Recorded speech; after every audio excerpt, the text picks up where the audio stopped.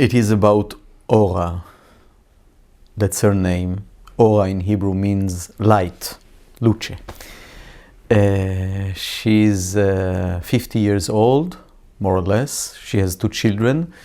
She's separated from her husband, and her youngest son, Ofer, is about to leave the army, to be released from the army after 3 tough years where he has served in the occupied territories, in roadblocks, and she waits almost desperately for the day that he will be out of the army and out of danger. And also she feels that being in the army and doing his service in these terrible places of the occupation, they hardened him, and he became tougher in an unpleasant way even. And she wants to believe that once he's out of the army, he will soften back and she will regain the child that he was, or the young man that he was before the army has confiscated him. And on the very day that he was supposed to be out of the army, which, by the way, they planned, she and Ofer, they planned to go to the Galilee, to the north of Israel, and to have a week of walking in the nature, only she and him, and they already prepared a backpack for him and for her. And on the last day of his service, when he was about to go and to be out of the army and to start his new life, Israel started another military operation in the occupied territories in the West Bank. And Ora discovers, to her deep disappointment and even hurt, insult, that Ofer chose to volunteer and to go with his friends to this military operation. Volunteers? Volunteers, yeah. It's doable. You can volunteer. And to choose the army and not to choose her. And he tells her when she finds out, and she explodes with rage and pain. How could you do it? And he says, listen, Ma, for 3 years I was trained especially for such military operations, and all my friends are there. How can I abandon them? After this military operation, I'll come and do this tour in the Galilee with you. And she brings him to the army, to the gathering point. And she does it automatically, because this is what we do when we have to... Because it is duty, or...? Well, it is his duty, but she wants to accompany him and to stay as longer as possible with him, so she accompanies him to the gathering point. But is it for her duty to be a caring mother, or is it a duty to It's a duty, and to have the son available for the army? It's both. It's both. It's her wish to be as much as she can with him until the last moment when she handles him to the army.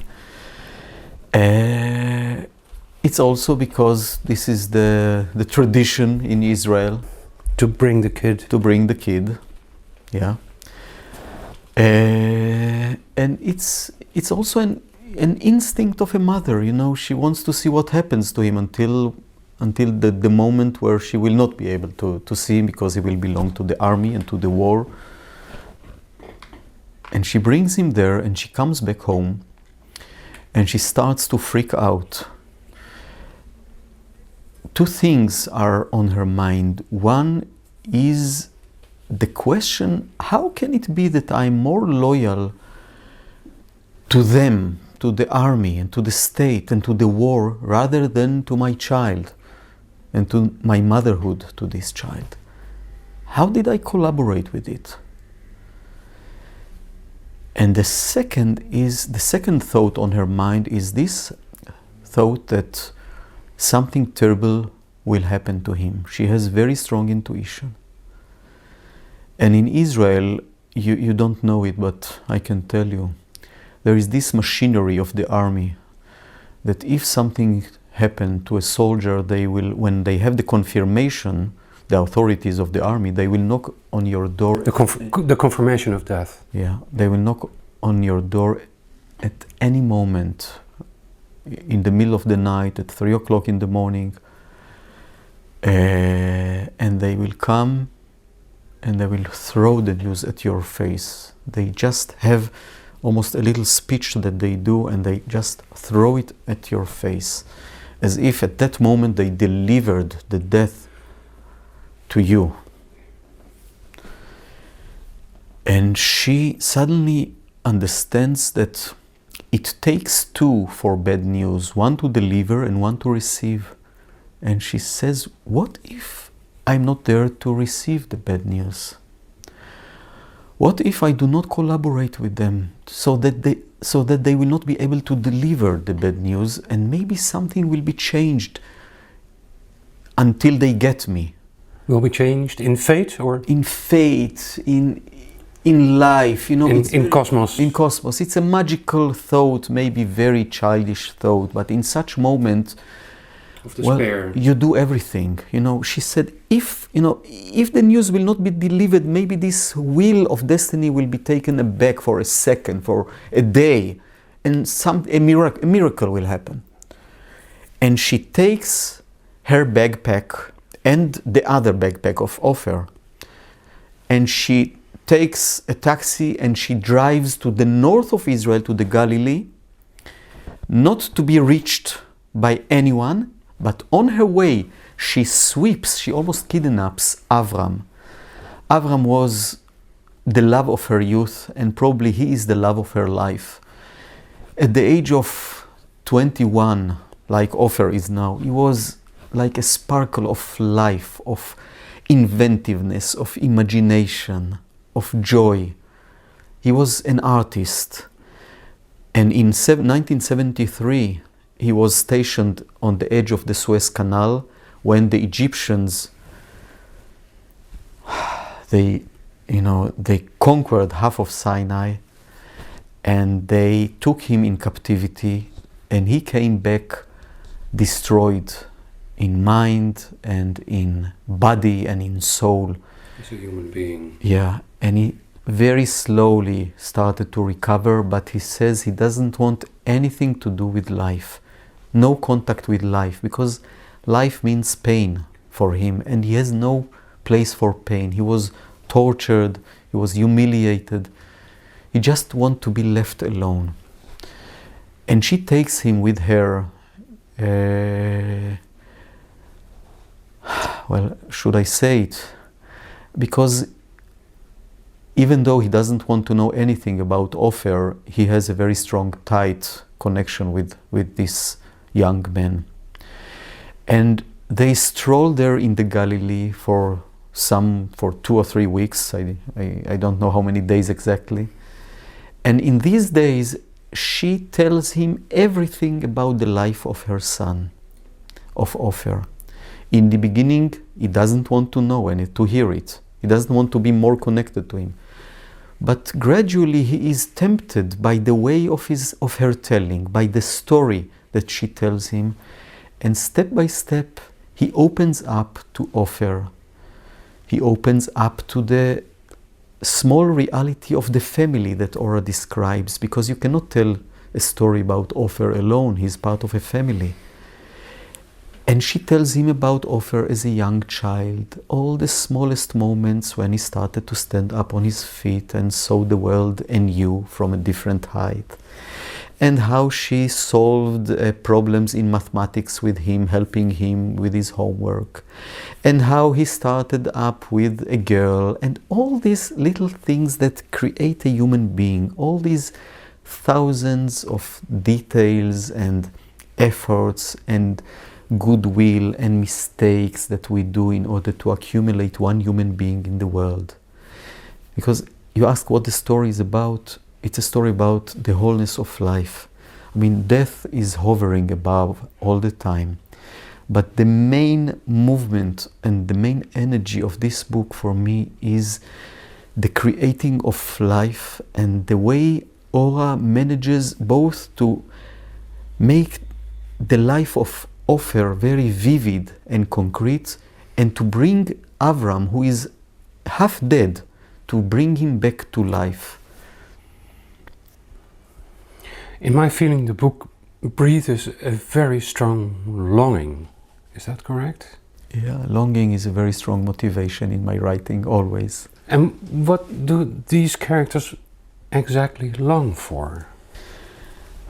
Well, except for life, probably. For life, for the ability to live normal life without fear of death.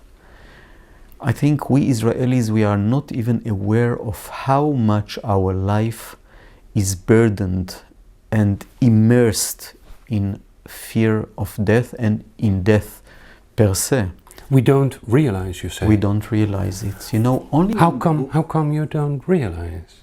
Because we were born to it. We are programmed to it. Israel is now 61 years old.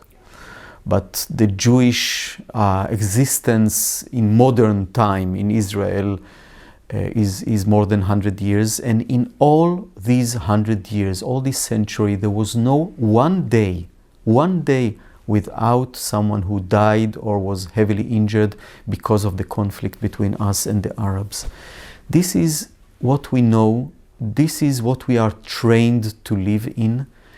And because we are so efficiently trained to live in such reality, it's very hard for us to believe that there is another reality possible for us. We do not believe it.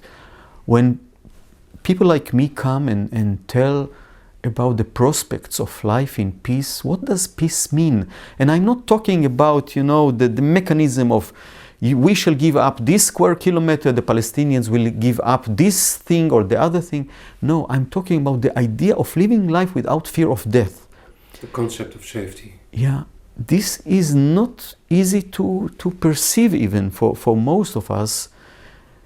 Exactly as maybe it is for you here in Holland, or for people who read this book in Brazil or in Italy or wherever, and they tell me, is it so difficult? How can you get used to live such life there?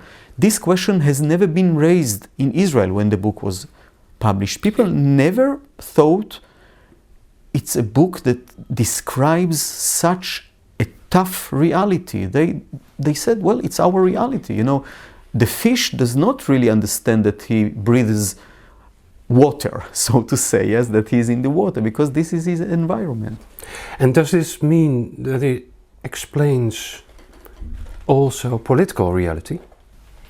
Yeah, very much so. I mean, when you live all your life like that, when you deeply mistrust the possibility of having peace, of having life without fear, without existential threat, you will hardly vote for someone who advocates these things, but rather you will choose a very strong warrior to lead you. And when this warrior, being in his position as a prime minister, suddenly he realizes that in order to guarantee the future of these people, we must solve the conflict.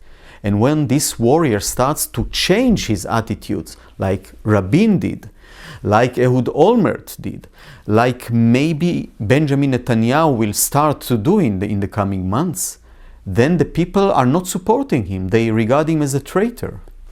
What happened to these leaders? What happens to them? What happened in the mind, in their psychology? What they changed from... I think they see things that every person who wants to be honest with himself or with herself, when he watches this reality, he understands that this cannot go on. This situation cannot go on unless we want to bring about a terrible damage for the future of Israel and of the Palestinians. All the leaders from the right wing in Israel, in order to be elected, they have to be very tough, very militant and belligerent. They know exactly what they do not want. They don't want to withdraw from the settlements. They don't want, from the occupied territories. They don't want to evacuate settlements. They don't want to give trust in the Palestinians. They don't want to split Jerusalem. Everything they don't want. They never never tell you what they want to do, because if they have to, What they do want to do, yeah, you mean? yeah, they never tell you what they do want to do, because if they have to start to articulate that, suddenly they understand that reality demands several very courageous and daring steps, which will force them to really change their program, to take some risks, to read the text of reality from the point of view of our enemies, our partners. All these things, they seem impossible for them until they sit in the chair of the prime minister, and I have witnessed it time and again. Suddenly, when they are there, they start to change their vocabulary dramatically. Why? Because they have no choice. Because, I mean, sitting there is responsibility. They see the complexity of reality. There are pressures from the United States, from some Arab countries that we are in better relationship with. They crush into the limitation of power and to the limitation of reality. And then they lose power. And then usually they lose power, yeah. But when it comes to touch the primal anxieties of us as a people, because of our past trauma, because of how we become addict to our trauma, and we formulate all reality around us in the terminology of the trauma, which leaves no space for other terminology and for other landscapes.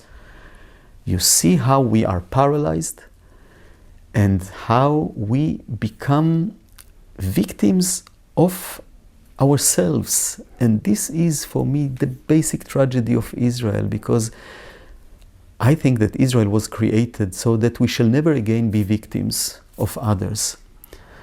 And look at us now. I mean, we are a regional superpower, very strong militarily wise. And yet we are victims of our fears, of the mistakes of our partners, of the Palestinians mainly, but first and foremost of our own psychology. And what brings the addiction to the trauma? You know, I think anyone who experienced the trauma knows how easily it is to become addict to it, because it's such a major experience in your life that easily you start to regard everything that happens to you in the terms of this trauma. And you develop instincts to face the possible repetition of such trauma, and some other abilities of you are being atrophied. You do not use them. You come to life as a warrior. But does it hide the real fear that's behind it? No, I don't think so. I think you live life of fear, of permanent fear, and eventually you are going to make your fear come true, because you are not able to trace other more positive symptoms of reality, more chances, or more different and positive attitudes. You cannot read these texts of reality. You see only fears, or even when you see hopes, you interpret them as dangers. Now, you have to remember that it happens to both parties, to the Israelis and to the Palestinians. This combination is terrible. It's a combination of two highly traumatized communities, each one in its respective way, but highly traumatized. They cannot really converse with each other because they see only the projection of their nightmares. They need a third party to mediate. Yeah. And which party could that be? Is that Obama? Or? There is only one serious force in the world, which is President Obama, and we have lots of hopes from him. I must say that a year ago we had more hopes from him, but, well, maybe he needs his time. He has many other problems on earth. But it is Obama and his attitude to solve crisis via dialogue and not by force only. He has credibility in the eyes of Palestinians and many Israelis, not all the Israelis, of course. And Obama is a person that, because of his biography, he has multifocal look at reality.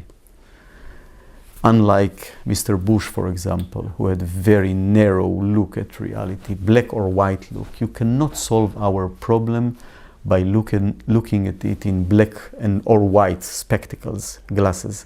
You have to see all the nuances. You have to be very attentive to the anxieties of both parties. You know, it's not a football game that you must support one team and to hate the other. You have to support both teams. Only then you will be able to create this game function. Let's get back to the book, if that's okay with you. It's even better. This northern part of Israel, you painted it like it's the Garden of Eden. Did you do that on purpose? No, I just painted what I saw. It is really an amazing part of our land. Israel, you might not know it, it's a very beautiful country. It's not what you see on the TV screen all the time. I mean, if you go, 1 kilometer away from the highways, you find a very dramatic country from that point of view, you know. Contradictory landscapes, very diverse. I come now, yesterday, 18 hours ago, I was in the Negev, in the south of Israel, walking there in one of the wadis, the valleys. Such dramatic, ancient, biblical landscape. And it's so contrary to the landscape of the Galilee, the fertile, the generous green landscape of the Galilee. And I wanted my book to take place in nature, because I think nature opens up people. It opens up. Yeah. For I think there is some different views and more openness of the soul, more flexibility.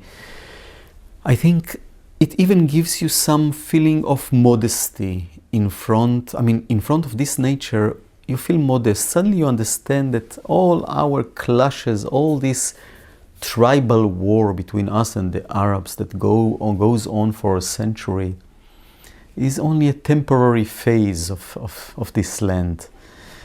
I met many people on my way when I walked. I walked 500 kilometers in order to write this book.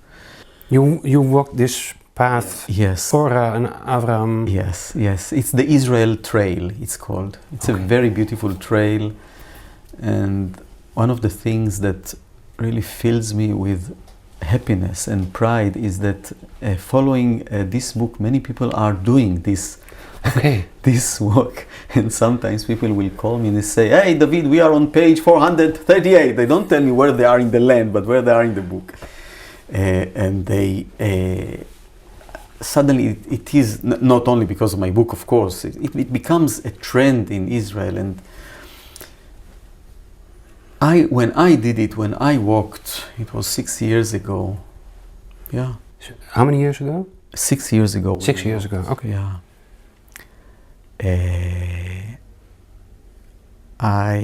I felt that it's a way for me to renew the contract between me and Israel. A contract that was violated by the country, not by me, I felt. The country became something else from what I had hoped for, what I wish for my Israel to be. But walking there and meeting the people and seeing, how good it is, to meet people and suddenly to be demilitarized, to open up to people and to different people and to be able to converse with them.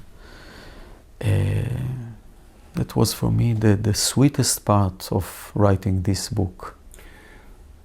I think you yourself opened up for different views many, many years ago. What made you yourself open up for different views? If the rest of the... Yeah. What process was that? I think probably I understood at a certain point that looking at reality from only my point of view is very comfortable and very protected, but it's not reality. But I imagine you suffer the same trauma everybody does in Israel. Yeah. And what made you open up? You know, I think maybe this is the thing that makes a person a writer. You know, I think that the basic instinct of a writer is this need to see reality from different points of view.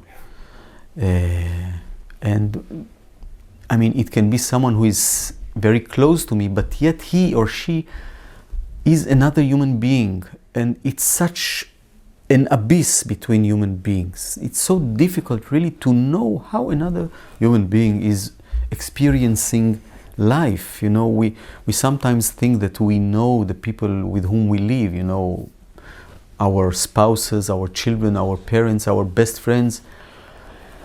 But I think only when I became a writer and really disarmed myself and allowed myself to be invaded by other personalities, was I able to really understand what does it mean to be another human being?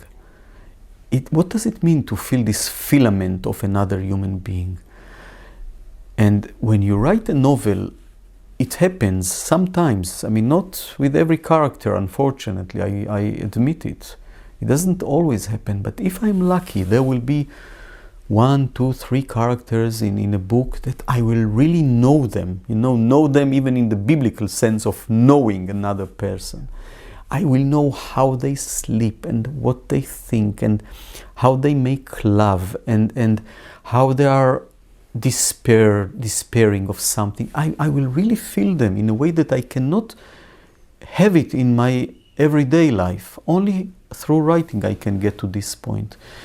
And of course, when I started to look at the reality around me, at the conflict in which I'm living. Being a young writer. Being a young person first.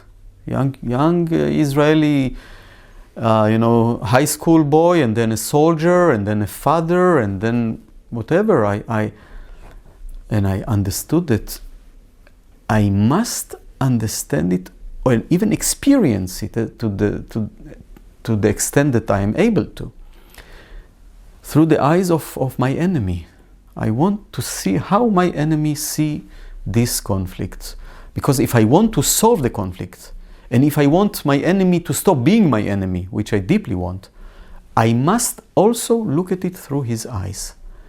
And when I started to do it, when I looked at the conflict from their point of view, when I looked at ourselves, the Israelis, from the Palestinian point of view, I suddenly saw so many things that until then I overlooked. I was unable to watch. They were too tough on me, too frightening, too disappointing for me to see.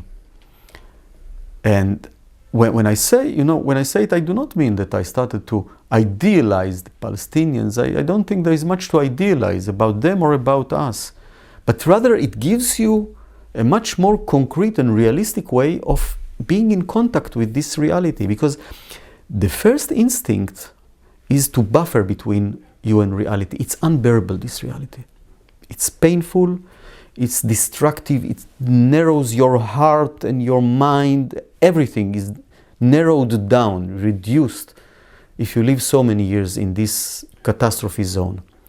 But if you allow yourself this flexibility, if you have to impose it on yourself in the beginning, it's against the instinct, I think. And then you do this massage, to the mind, to the consciousness, and then suddenly you stop being a victim of this reality. You're not a victim of it. You can try to change, or at least you can try to give it your own names. You don't have to use the usual cliches that the media and the government and the army is creating for you. You have your own language. And I deeply believe that You know, I become part of the masses, of the faceless masses, when I stop using my own language, when I start calling things by the name that others give me to say. And when I am faceless masses, I can do the most terrible things to others. Because I really don't care for them, exactly as I don't care for myself, basically. And in that sense, I think, you know, writing is, I'm so grateful for the ability to write and to formulate things and to give my private name to it. When you almost finished the book, you lost a son in war. Am I allowed to ask you about it?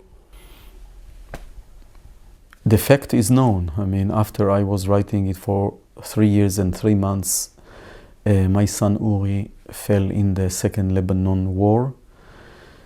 I continued to write the book for another year and 3 months until I finished it. I continued because it's always my way to be in this life with whatever they bring upon me. The good things and the bad things. And it was your desire to continue? It was the only possible thing to do at that time. I wanted to be fully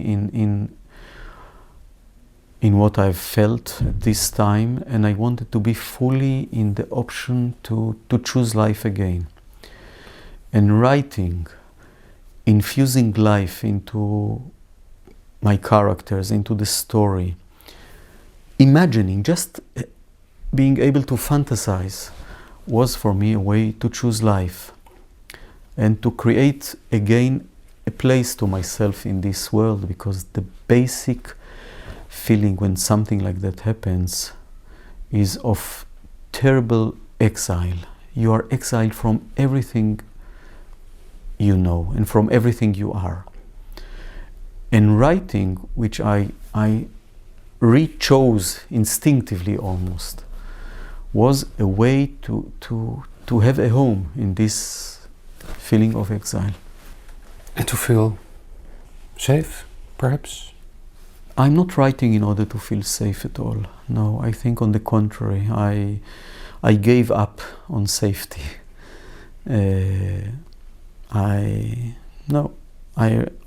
As I said, on the contrary, I think everything I write is unearthing me. Yeah, but I think, I mean, at a certain age, we all know that all safety is an illusion. So at least I can map it, this unsafetyness. And when a terrible thing like this happens to your kid, does it mean that you have to re-evaluate your political views, for instance? Yes, of course. Of course, it was a shock, and of course, I asked myself these questions, and maybe I was wrong, and maybe I am wrong in advocating peace when reality around us is so terrible and so violent. And I hope I tested myself as honestly as I can, and I still believe that there is no future for us without peace there. Not for us and not for the Palestinians and not for some Arab countries around us. Life will be terrible, there will be no taste for life. More and more people are going to lose their life. I cannot tell you that I'm totally confident that peace will be viable, that there will be no eruptions of violence. In fact, I'm sure that when there is peace, there will be terror acts and eruptions of violence, because peace means a very painful compromise for both sides. And a heavy compromise means a lot of religious, fanatic extremists that are rageful, and they will try everything to assassinate peace. So this peace will be very fragile, it'll take a lot of wisdom of the heart, not of the mind only, in order to maintain this slow and lame and fragile peace for some years until hopefully it will stabilize. So let's say I'm not very sure that this peace will be perfect, but I'm 100% sure that if there is no peace, then we shall have nightmare. About this I'm sure. And what happened to me, in a way, makes it for me even more acute. To remind people that this is what we must do, and that we must be generous and courageous, and we must give up some of our instincts that we developed over the years of war, because these instincts might lead us only to more and more wars and catastrophes. We must learn another language if we really want to have life there, and not only to survive from one catastrophe to another. This is not enough for me.